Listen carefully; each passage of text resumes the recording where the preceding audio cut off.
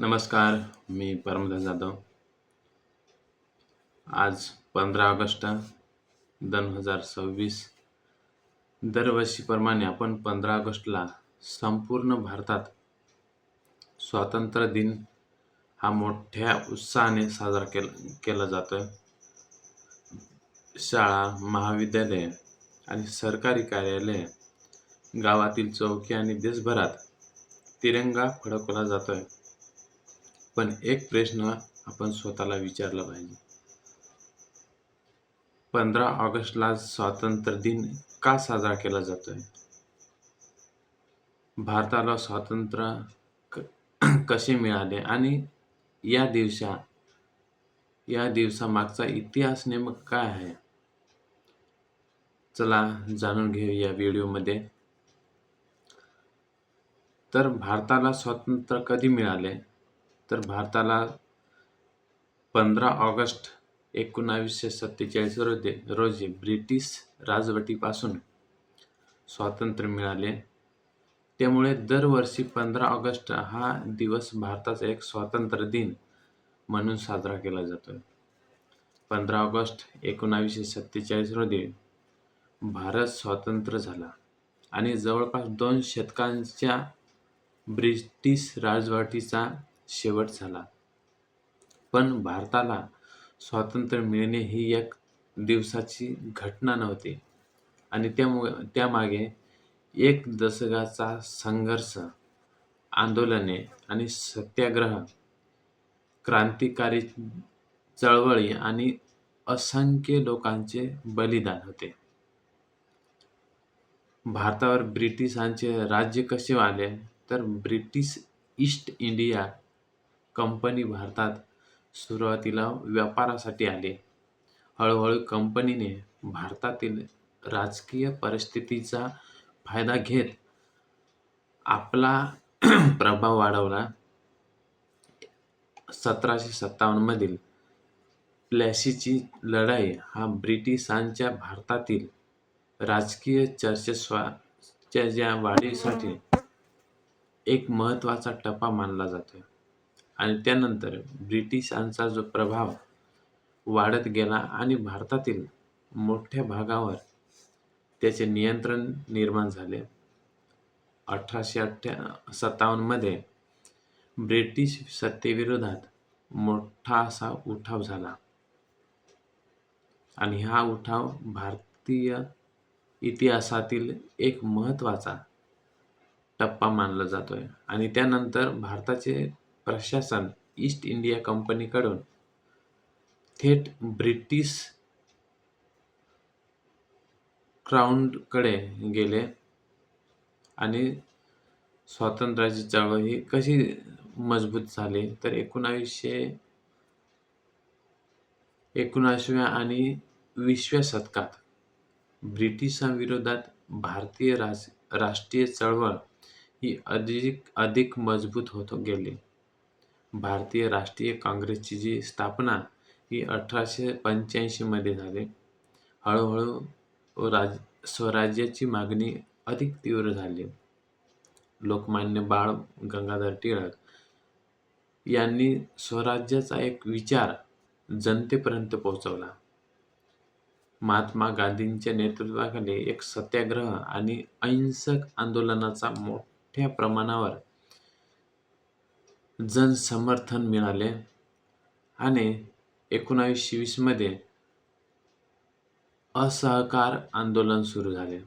ब्रिटिशांच्या स्थापनापासून आणि व्यवस्थेपासून असहकार करण्याचे आवाहन करण्यात आले आणि त्यामुळे स्वातंत्र्याची चळवळ ही सामान्य नागरिकांपर्यंत पोहोचवली आणि त्यानंतर 1930 मध्ये दांडी मार्ग आणि सविनय कायदेभंग आंदोलन झाले. महात्मा गांधीजींनी मिठाच्या कायद्याविरोधात दांडीपर्यंत पदयात्राही केली आणि त्यामुळे ब्रिटिश सत्तेविरोधात आंदोलनाला आणखी एक मोठी ताकदही मिळाली. स्वातंत्र्याच्या लढाईत आणखी एक महत्त्वाचा टप्पा म्हणजे भारत जोडो यात्रा. भारत छोडो यात्रा. 8 ऑगस्ट 1942 रोजी मुंबईत गोवालिया टँक मैदानावर काँग्रेसचे भारत छोडो आंदोलनाचा ठराव हा मंजूर केला आणि त्यानंतर महात्मा गांधीजींनी ब्रिटिशांना भारत सोडण्याचे आवाहन केले. त्यांचा संदेश होता की करेंगे या मरेंगे. या आंदोलनानंतर देशभर ब्रिटिशांविरोधात मोठ्या प्रमाणावर आंदोलन झाले. अनेक स्वातंत्र्य सैनिकांना अटक झाली. अनेकांनी तुरुंगवास भोगला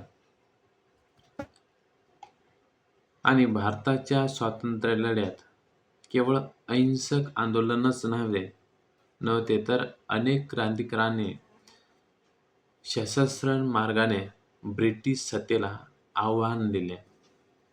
त्याच्यामध्ये भगतसिंग, राजगुरू, सुखदेव, चंद्रशेखर आझाद आणि अनेक क्रांतिकारकांनी देशासाठी बलिदान दिले. सुभाषचंद्र बोस यांनी आझाद मैदान फौजेच्या माध्यमातून ब्रिटिशांविरोधात लढा उभारला. स्वातंत्र्याच्या या लढ्यात विविध विचारांचे लोक हे वेगवेगळ्या मार्गाने सहभागी झाले आणि हा अत्यंत महत्त्वाचा प्रश्न आहे. ब्रिटिश संसदेने इंडियन इंडिपेंडन्स ॲक्ट 1947 हा कायदा मंजूर केला. या कायद्यानुसार भारत आणि पाकिस्तान ही दोन स्वतंत्र राष्ट्र निर्माण झाले. ब्रिटिश सत्ता